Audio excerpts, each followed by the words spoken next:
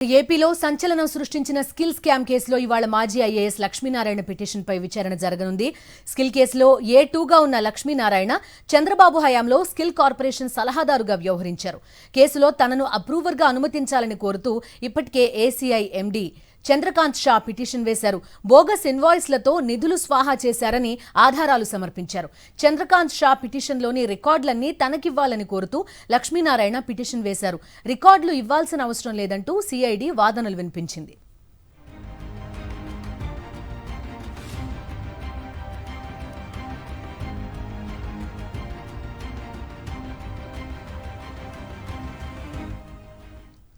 ఇవాల్టి విచారణకి సంబంధించి పూర్తి డీటెయిల్స్ అందిస్తారు మా కరెస్పాండెంట్ వినాయక్ లైవ్ లో సిద్ధంగా ఉన్నారు. వినాయక్, చెప్పండి, మాజీ ఐఏఎస్ లక్ష్మీనారాయణ పిటిషన్ ఏమని వేశారు? పూర్తి డీటెయిల్స్ ఏంటా? పిటిషన్ లో ఏముంది? నిన్న జరిగిన విచారణ వివరాలేంటి వినాయక్? స్కిల్ స్కామ్ కేసులో ఏ2 నిందితుడిగా మాజీ ఐఏఎస్ లక్ష్మీనారాయణ ఉన్నారు. ఆయన చంద్రబాబు నాయుడుకి అత్యంత సన్నిహితుడు కూడా. ఈ నేపథ్యంలోనే అతను ఒక పిటిషన్ వేయడం జరిగింది.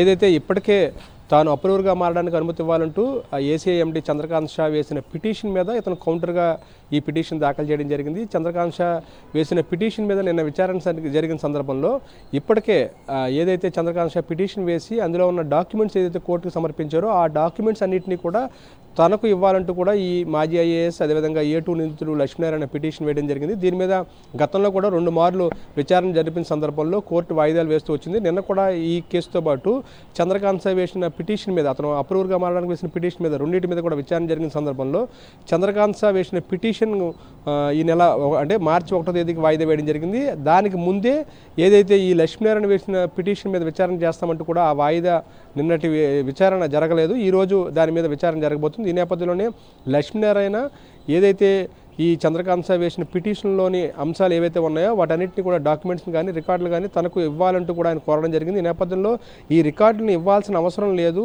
చంద్రకాంత్ షా వేసిన పిటిషన్ మీద ముందుగా చంద్రకాంత్ షా స్టేట్మెంట్ రికార్డ్ చేసుకున్న తర్వాత ఆ క్రమం తర్వాతే మాత్రమే అతనికి రికార్డులు సబ్మిట్ చేయాలి, కానీ ముందుగా అతనికి రికార్డులు ఇవ్వాల్సిన అవసరం లేదంటూ కూడా ఏదైతే ఈ చంద్రకాంత్ షా స్టేట్మెంట్ రికార్డు అడ్డుకోవడం కోసమే ఎత్తుగడ వేశారంటూ కూడా సిఐడి అధికారులు కోర్టులో వాదించడం జరిగింది. ఈ నేపథ్యంలోనే దీని మీద ఏసీబీ కోర్టులో ఈరోజు విచారణ జరగబోతుంది.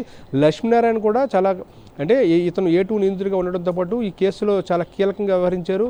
ఈ స్కామ్లో చాలా కీలకమైన పాత్రధారిగా లక్ష్మీనారాయణ సిఐడి గుర్తించడం జరిగింది. ఈ నేపథ్యంలోనే లక్ష్మీనారాయణ సలహాదారుగా ఉంటూనే ఈ స్కామ్ నిర్వహించడం జరిగింది. చంద్రబాబు నాయుడుకి నిధులు దోచిపెట్టడంలో లక్ష్మీనారాయణ పాత్ర ఉందనేది సిఐడి కూడా ఈ క్రమంలోనే అతని మీద పిటిషన్ దాఖలు చేయడంతో పాటు అతనికి సంబంధించిన ఏ2 నిందితుడిగా అతన్ని ఈ కేసులో నమోదు చేయడం జరిగింది.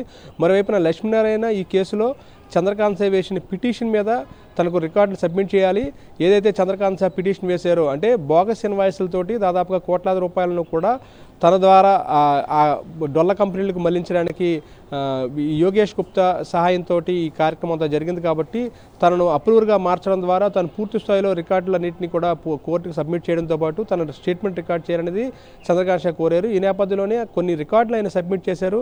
అదేవిధంగా ఏ విధంగా బోగస్ ఇన్వాయిస్ల ద్వారా ఏ కంపెనీలకు మళ్ళీ అయ్యి అదేవిధంగా ఏ అకౌంట్ల ద్వారా తన ఏసీ అకౌంట్ నుంచి వెళ్ళాయి అనేది ఆయన ఆ రికార్డులో పేర్కొనడం జరిగింది. ఈ నేపథ్యంలోనే వీటన్నిటి మీద కూడా విచారణ జరుగుతున్న క్రమంలో ఆ రికార్డులన్నీ కూడా తనకి ఇవ్వాలంటూ లక్ష్మీనారాయణ వేసిన పిటిషన్ మీద ఈరోజు ఏసీబీ కోర్టు విచారించబోతుంది. దీని మీద ఏసీబీ కోర్టు నిర్ణయం తర్వాత మార్చి 1వ తేదీ నాడు చంద్రకాంత్ షా పిటిషన్ మీద విచారణ జరగబోతుందని చెప్పుకోవచ్చు. Bindu. Okay Vinayak, thank you.